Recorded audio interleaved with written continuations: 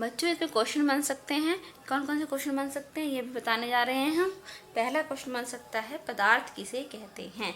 तो पदार्थ किसे कहते हैं, तो पहला क्वेश्चन बन गया। आंसर होगा विश्व में प्रत्येक वस्तु जिस सामग्री से बनी होती है उसे पदार्थ कहा जाता है। पदार्थ स्थान घेरता है, उसका द्रव्यमान होता है। दूसरा क्वेश्चन बन सकता है कणों के भौतिक गुण कौन कौन से होते हैं।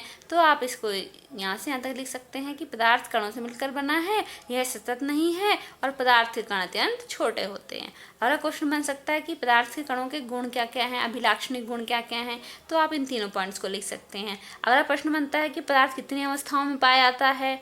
तो आप इन तीनों अवस्थाओं को लिख सकते हैं। एग्जाम्पल पूछा जाएगा, उदाहरण पूछा जाएगा, तो आप मानव शरीर की 3 अवस्थाओं में विभाजित कर सकते हैं। इसे आप एग्जाम्पल के रूप में लिख सकते हैं।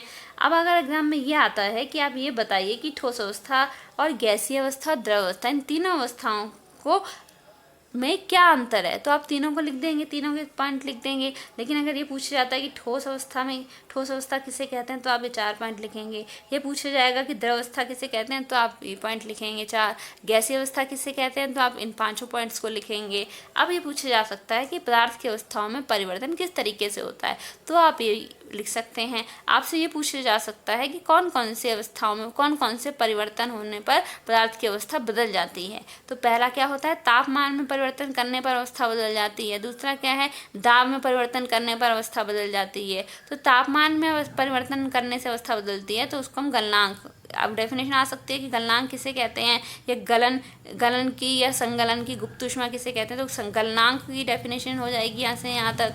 और फिर अगर ये पूछा जाएगा कि ये बताइए कि संगलन की गुप्त ऊष्मा किसे कहते हैं, तो आप इस पूरे पैराग्राफ को लिख सकते हैं कि वायुमंडलीय दाब पर 1 किलोग्राम ठोस को उसके गलनांक पर द्रव में बदलने के लिए जितनी ऊष्मीय ऊर्जा की आवश्यकता होती है उसे संगलन की गुप्त ऊष्मा कहते हैं। अतः 0 डिग्री सेल्सियस पर बर्फ के कणों की तुलना में 0 डिग्री सेल्सियस पर पानी के कणों में अधिक ऊर्जा होती है। इस तरीके से आप क्वेश्चन भी बना सकते हैं इनके, और आप इसको अलग अलग नोट्स भी बना सकते हैं।